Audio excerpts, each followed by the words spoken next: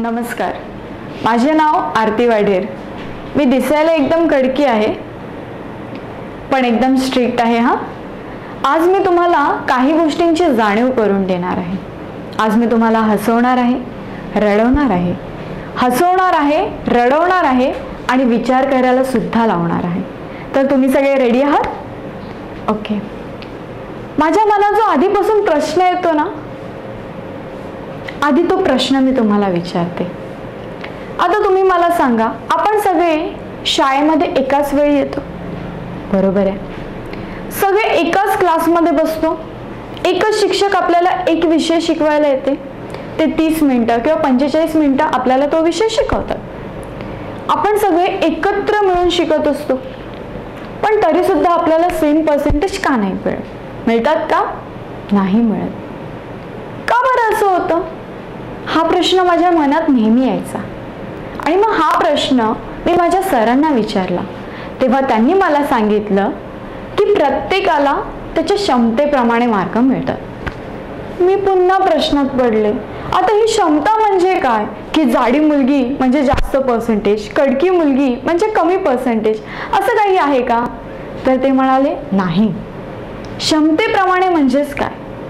तर प्रत्येकाची आकलन शक्ती ही वेगवेगळी असते, ग्रास्पिंग पॉवर जी म्हणतो ती प्रत्येकाची वेगवेगळी असते। आणि दुसरी गोष्ट म्हणजे प्रत्येकाचा अभ्यास करण्याचा वेग, अभ्यास करण्याची पद्धत ही सुद्धा वेगवेगळी असते। सगळ्यांची सारखी असते का? तर नसते। आणि त्यानुसार, त्याच्या क्षमतेनुसार, अभ्यास करण्याच्या पद्धतीनुसार आणि त्या व्यक्तीच्या आकलन शक्तीनुसार त्याला पर्सेंटेज हे मिळत असतं। आता त्याचबरोबर आणखीन एक गोष्ट लक्षात ठेवण्यासारखी आहे मैत्रिणींनो, ती गोष्ट म्हणजे, आता तुम्ही मला सांगा, बोलते कोण? मी बोलते। ऐकते कोण? तुम्ही ऐकताय। कशाने ऐकताय? कानांनी। मग कानाने ऐकलेली गोष्ट कोण बरं घेतोय? तर मेंदू घेतोय। बोलतंय कोण? मी बोलते। ऐकताय कोण? तुम्ही ऐकताय। कशाने ऐकताय? कानाने। आणि कानाने ऐकलेली गोष्ट कोण घेतंय? मेंदू। हे झालं कानाचं। त्याचबरोबर बोलतंय कोण? मी। बघतोय कोण? तुम्ही। कशाने बरं बघताय? डोळ्यांनी। डोळ्यांनी बघितलेली गोष्ट सुद्धा कोण घेत असतो? तर आपला मेंदू घेत असतो। म्हणजेच डोळ्यांनी बघितलेली गोष्ट आणि कानाने ऐकलेली गोष्ट हा मेंदू घेत असतो आणि ती गोष्ट मेंदूमध्ये फिट होत असते। आता तुम्ही मला सांगा, तुम्ही जर का एखादा पिक्चर बघितला तर तो तुमच्या नीट लक्षात राहतो, पण जर का तुम्ही एखादा पिक्चर फक्त ऐकला तर तो तुमच्या लक्षात राहतो का? नाही राहत, विसरायला होतं, बरोबर की नाही? म्हणजेच डोळ्यांनी पाहिलेली आणि कानांनी ऐकलेली गोष्ट मेंदू घेत असतो। तर आता तुम्हाला या व्याख्यानाच्या बाबतीत सुद्धा तेच करायचंय। डोळ्यांनी बघायचंय, कानाने ऐकायचंय आणि ती गोष्ट मेंदूमध्ये लॉक करून ठेवायची। ठीक आहे? आपल्या लेक्चरचं नाव आहे जाणीव। आज मी तुम्हाला बऱ्याचशा गोष्टींची जाणीव करणार देत आहे। लक्षात ठेवा, आज आपल्या आजूबाजूला, आपल्या समाजामध्ये मुलींबद्दलच्या अशा कितीतरी घटना घडतात ज्या आपण न्यूजपेपरमध्ये वाचतो, टीव्ही चॅनल्सवर बघतो आणि आपलं मन दुखी होतं, विषण्ण होतं। तेव्हा माझ्या मनात एक प्रश्न पडतो की मुलींसोबत हे असले कृत्य कोण बरं करतं? कोण आहे जे असं करत असतं? तेव्हा मला कळतं की आपल्याच समाजात असे काही लोक आहेत जे हे सगळं करत असतात। मी तर एक साधारण मुलगी आहे, मग मी या मुलींबद्दल काय बरं करू शकते? हा प्रश्न मला पडला आणि तेव्हा सरांनी माझ्यासाठी हे लेक्चर डिझाईन केलं जे मी तुमच्या समोर मांडणार आहे। हे लेक्चर डिझाईन केल्यानंतर मी अभ्यास करायला सुरुवात केली या विषयावरती आणि मी माझे विचार प्रगल्भ केले। ते विचार मी आज तुमच्या सर्वांसमोर मांडणार आहे। 5 छोट्या जाणीवा घेऊ। सर्वात पहिला विषय आपण घेऊया, तो विषय म्हणजे विचार। आता तुम्ही मला सांगा, तुम्ही सगळे विचार करता? तू सांग, आता तुझ्या मनात आता काय विचार चालू आहे? तू बरं सांग, तुझ्या मनात काय विचार चालू आहे? चल तू सांग। लक्षात ठेवा मैत्रिणींनो, आपण विचार प्रत्येक जण करतो, परंतु आपल्याला आपले विचार हे इतरांसमोर मांडता आले पाहिजेत। आता प्रत्येक जण इथे विचार करत होता, काही ना काही. एखादा विचार करत असेल, काय ही एवढी दिसायला कडकी, आम्हाला काय बरं शिकवणार. तर कोणी विचार करत असेल, हे ही स्वतः कॉलेजमध्ये शिकते आणि आली मोठी आम्हाला शिकवायला. तर कोणी विचार करत असेल, शी यार काय सकाळी सकाळी लेक्चर ठेवलं, चांगलं झोपले असते. तर कोणी विचार करत असेल, चल ना 200 मुलींमध्ये मी कुठे दिसणार आहे, मस्त 2 तास झोपा काढते. तर कोणी विचार करत असेल, आईला छान भूक लागली ग, आईने आज काय केलं असेल. म्हणजे 200 मुली 200 विचार. सगळ्यांचे विचार सारखे आहेत का? तर नाही. प्रत्येकाचे विचार हे वेगवेगळे असतात. प्रत्येकाचे विचार हे वेगवेगळे असतात, परंतु प्रत्येकाला आपले विचार इतरांसमोर मांडता आले पाहिजेत. आता तुमच्या मनात एकच विचार चालू असेल की ही ताई आता पुढे बरं काय बोलणार आहे, या जाणीवमध्ये ही कुठले विषय घेणार आहे. हा एकच विचार तुमच्या मनात होता, पण तो देखील तुम्हाला मांडता नाही आला. तो विचार तुम्हाला मांडता आला पाहिजे. आता मी कधीपासून विचार विचार विचार करते. विचार म्हणजे काय असेल पण सांगेल मला. तुम्हाला काय वाटतं, विचार आपण कशाला म्हणू? काय असेल विचाराची व्याख्या? मग विचार म्हणजे काय? लक्षात घ्या, परिस्थितीनुसार आपल्या मनात जे काही येतं आणि ज्यानुसार आपण वागतो त्याला आपण विचार म्हणू शकतो. बरोबर आहे की नाही? परिस्थितीनुसार आपल्या मनात जे काही येतं आणि ज्यानुसार आपण वागतो त्याला आपण विचार असे म्हणतो. पण परिस्थिती ही नेहमी सारखी असते का? नाही. परिस्थिती नेहमी सारखी नसते, तर ती बदलत असते आणि त्यानुसार आपण आपले विचार सुद्धा बदलत असतो. आज आपण आपल्या विचारांवर ठाम राहत नाही, आपण आपल्या विचारांवर ठाम राहायला पाहिजे. आता विचारांवर ठाम राहत नाही म्हणजे काय? समजा आज सकाळी मी घरातून निघाले आणि निघताना आईला म्हणाली की मम्मी मला ना डान्स क्लासला टाक. हे मी कधी म्हणाले? सकाळी निघताना. आणि संध्याकाळी जेव्हा मी घरी जाते तेव्हा मी तिला जाऊन सांगते, मम्मी जाऊन दे, डान्स क्लासला नको टाकू, मला ना तू ऍक्टिंग क्लासमध्ये टाक. काय झालं? विचार बदलला. आपलं तेच होतं, आपले विचार बदलतात. परंतु आता आपला फक्त एकच विचार असायला पाहिजे की नाही, मला फक्त अभ्यास करायचा आहे आणि माझं पुढचं भविष्य मला उज्ज्वल करायचं आहे. हाच विचार तुमच्या आता मनात असायला पाहिजे. लक्षात ठेवा, विचारावर आपण ठाम असायला पाहिजे. लहानपणापासून आपल्याला शिकवलं जातं की 2 प्रकारचे विचार असतात, एक सकारात्मक विचार आणि दुसरा नकारात्मक विचार, म्हणजेच पॉझिटिव्ह थिंकिंग, नेगेटिव्ह थिंकिंग. आणि त्याचबरोबर एक चांगलं मन असतं आणि दुसरं वाईट मन असतं. पण हे सकारात्मक विचार, नकारात्मक विचार, चांगलं मन, वाईट मन कुठे बरं असतं हे कोणी सांगतं का? नाही सांगत. लक्षात ठेवा, आज आपण ना आधी सकारात्मक विचार आणि चांगलं मन याच्याविषयी बोलू. उदाहरण देते तुम्हाला, म्हणजे चांगलंच पटेल. तुमच्याच सारखी एक 8वी मध्ये शिकणारी मुलगी आहे, तुमच्याच सारखी 8वी मध्ये शिकणारी, पण तिला ना खूप कमी पर्सेंटेज मिळायचे अशी ती मुलगी. आणि ती जेव्हा 8वी मध्ये गेली तेव्हा तिने विचार केला की मला ना मोठे हो डॉक्टर व्हायचंय. आता तुम्ही मला सांगा, काय ती डॉक्टर होऊ शकते? हो, ती डॉक्टर होऊ शकते. याचं कारण बरं काय? तर तिने हा सकारात्मक विचार केला आहे. आणि विचार कधी केला? जेव्हा ती 8वी मध्ये होती तेव्हा हा विचार केला. मग आता तिला डॉक्टर तर व्हायचं आहे, पण कमी पर्सेंटेज मिळतात. मग आता तिला बरं काय करावं लागेल? हे कॉम्पिटेटिव्ह वर्ल्ड आहे. जर का डॉक्टर म्हणजे मेडिकल कॉलेजला ऍडमिशन घ्यायचं, सायन्स फील्डला ऍडमिशन घ्यायचं, म्हणजे तिला किती पर्सेंटेज लागतील? Above 90, right? मग अबाव 90% पाहिजे, तर तिच्यासाठी तिला मुळात तिच्या मनात जो हा विचार आला तेव्हापासून अभ्यासाला सुरुवात केली पाहिजे.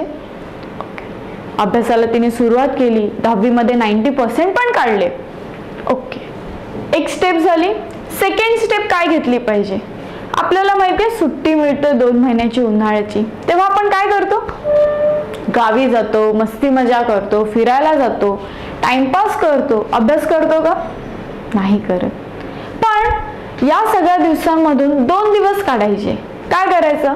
सायबर कॅफेमध्ये जायचं, आणि नेटवरती सर्च करायचं. आता ती मुलगी काय सर्च करणार नेटवरती की मेडिकल कॉलेजेस कुठकुठचे आहेत, त्या कॉलेजची फीस किती आहे, त्या कॉलेजचं शेड्यूल काय आहे, त्या कॉलेजचं स्ट्रक्चर काय आहे, त्या कॉलेजची फीस माझ्या आई वडिलांना परवडणारी आहे की नाही हे पण तिने बघितलं पाहिजे.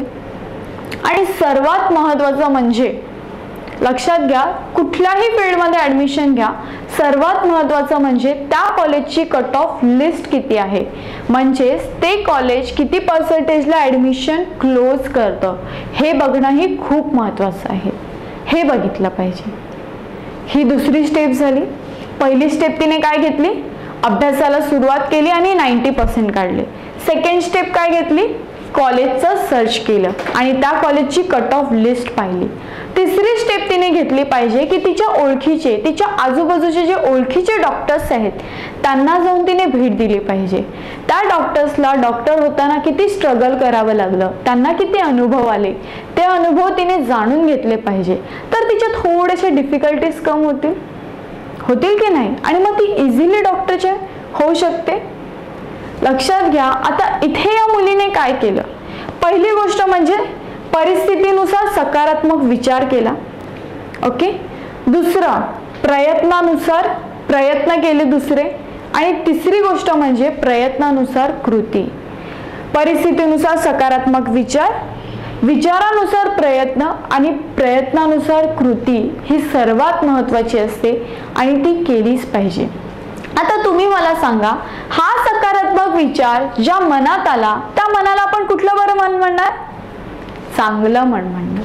म्हणजे सकारात्मक विचार ज्या मनात येतात त्या मनाला आपण चांगलं मन म्हणतो. आता मी तुम्हाला एकच सकारात्मक विचारांचं उदाहरण दिलं, पण तुम्ही विचार करा की असे किती सकारात्मक विचार आहेत आणि किती नकारात्मक विचार आहेत या जगामध्ये. याचा विचार तुम्ही करायचा आहे. सकारात्मक विचार हे आपल्याला पुढे नेणारे विचार असतात, आपल्याला आपल्या प्रगतीच्या दिशेने नेणारे विचार असतात आणि या उलट नकारात्मक विचार आपली प्रगती थांबवत असतात. मग आता नकारात्मक विचार म्हणजे काय, तर तुम्हाला माहीतच असेल, तुमच्या आजूबाजूला अशी बरीचशी लोक आहेत जी इतरांबद्दल वाईट बोलतात, इतरांबद्दल कधीच चांगलं बोलत नाही. मग आता यांचे विचार म्हणजे कुठले विचार, नकारात्मक विचार. एक एक्झाम्पल देते. असंच एकदा शाळा सुटल्यानंतर 5-6 मुलींचा घोळ असा उभा होता. राहता ना तुम्ही सुद्धा. मग असंच 5-6 मुलींचा घोळ उभा होता आणि त्या बोलत होत्या आणि बोलत असताना त्याच्यातून एक मुलगी 2 मिनिटांनी निघून गेली. मला जायचंय हा, निघून गेली. आणि नंतर तिच्या मागे ज्या 5 तिच्याच मैत्रिणी होत्या त्या मागून बोलायला लागल्या, बरं झालं लवकर गेली, अगं जाम खडूस आहे तुला माहितीये, कसला ॲटिट्यूड आहे कुणास ठाऊक. हे म्हणजे काय, मागून बोलतात. हीच गोष्ट ते त्या मुलीच्या तोंडावर बोलू शकत होते, पण हिम्मत झाली का, नाही झाली. बोलायला पाहिजे. जे आवडत नाही तोंडावर सांगा की हा तुझा अवगुण मला आवडत नाही, मागून नका बोलू. लक्षात ठेवा मैत्रिणींनो, तोंडावर बोलायला पाहिजे. मग त्या मुली मागून बोलत होत्या म्हणजे त्यांच्या मनात कुठले विचार आहेत, नकारात्मक विचार.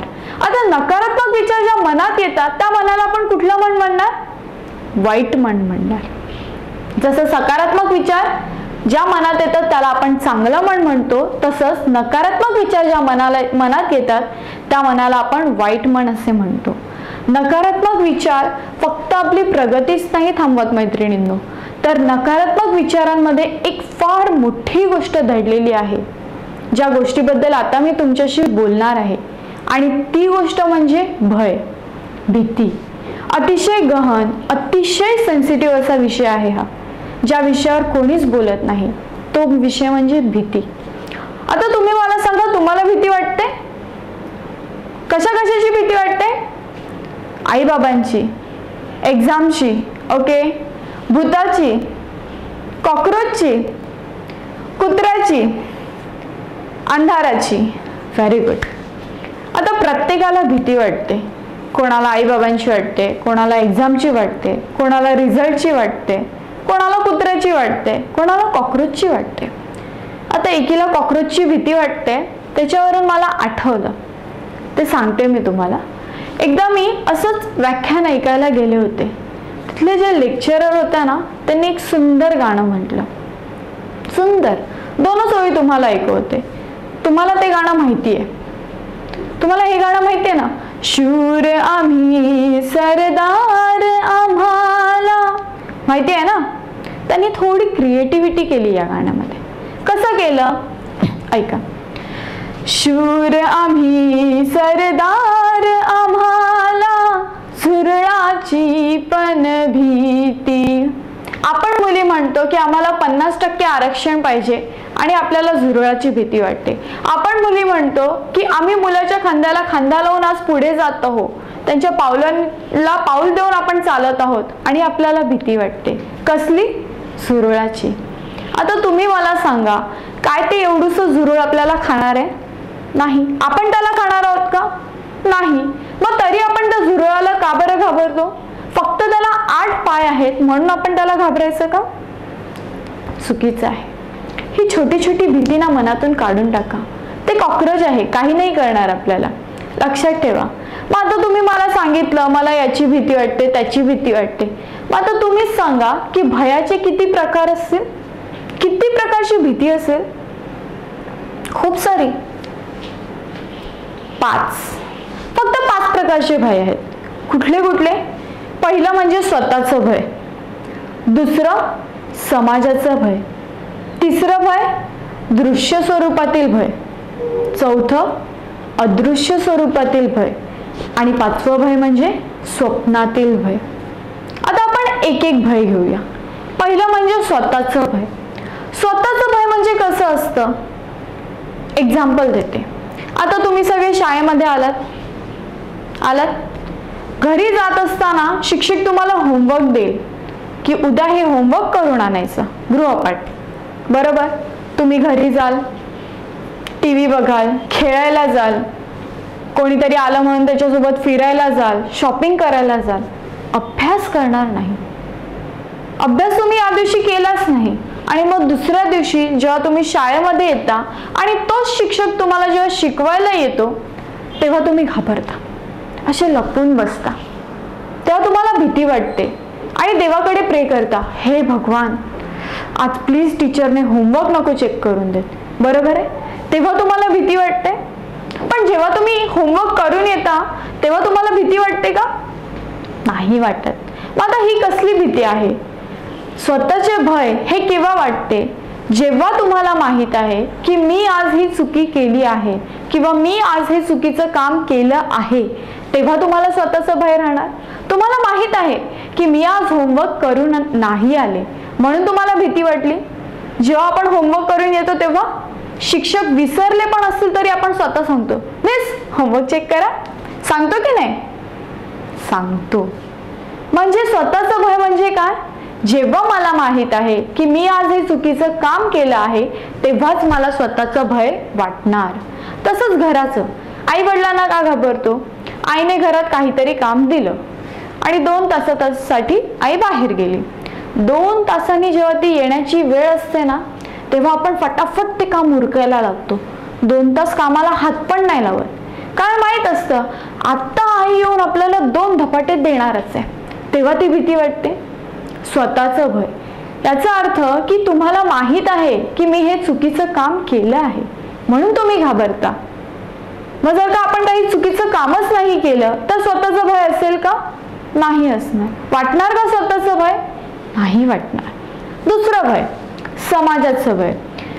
जसं सुरुवातीला मी तुम्हाला सांगितलं, समाजाचं भय, समाजात ज्या घटना घडत असतात त्याला आपण घाबरत असतो. जे न्यूजपेपरमध्ये, टीव्ही चॅनल्समध्ये आपण बघतो की 4 वर्षाच्या मुलीला कोणीतरी उचलून गेलं, 16 वर्षाच्या मुलीवर रेप झाला, या सगळ्या समाजाच्या घटना बघतो तेव्हा आपल्याला भीती वाटते. हे खूप टीव्हीचं उदाहरण दिलं. आजूबाजूचं उदाहरण देते. रस्त्यावर जर का मोर्चा निघाला असेल खूप मोठा तर त्याला बघून भीती वाटते. रस्त्यावर दगडफेक होत असेल तर ती दगडफेक आपण बघतो आणि 2 दिवस घराबाहेर पडत नाही. आणि जर घराच्या बाजूलाच एखाद्या मुलीवरती अत्याचार झालेला तुमच्या लक्षात आलं असेल तर तुम्ही घराबाहेर निघायला सुद्धा घाबराल. स्वतःचं भय, समाजाचं भय. समाजात अशी व्यक्ती आहेत ज्यांना आपण घाबरत असतो, ह्या समाजातील लोकांना आपण घाबरतो आणि म्हणून ते समाजाचं भय. तिसरं भय दृश्य स्वरूपातील भय. दृश्य स्वरूपातील भय म्हणजे डोळ्यांनी दिसणारं भय. ती गोष्ट आपल्याला डोळ्यांनी दिसते, ती गोष्ट कोण घेत असतो? मेंदू घेत असतो आणि म्हणून त्या गोष्टीचं आपल्याला भय असतं. आता दृश्य स्वरूपातील भय म्हणजे काय? तुमच्या समोर एखाद्या मोठ्या इमारतीला आग लागली आहे आणि त्या इमारतीमध्ये जर का तुम्ही एखाद्या व्यक्तीला जळताना पाहिलं तर तुम्हाला आगीची भीती वाटणार. पाण्यामध्ये एखाद्या मुलाला बुडताना पाहिलं तर तुम्हाला पाण्याची भीती वाटणार.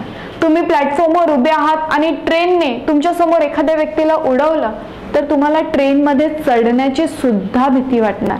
कारण दृश्य स्वरूपातील गोष्ट हे तुम्ही डोळ्यांनी पाहिलेली आहे आणि जी तुमच्या मेंदूने स्वीकारली आहे आणि म्हणून तुम्हाला त्या गोष्टीचं भय वाटणार, म्हणून तू ती घाबरणार. या उलट अदृश्य स्वरूपातील भय. आता अदृश्य स्वरूपातील भय म्हणजे काय? जे आपल्याला डोळ्यांनी दिसतं का? नाही दिसत, पण तरी सुद्धा आपण घाबरतो. डोळ्यांनी न दिसणाऱ्या गोष्टींना, वस्तूंना सुद्धा आपण घाबरतो, त्याला आपण अदृश्य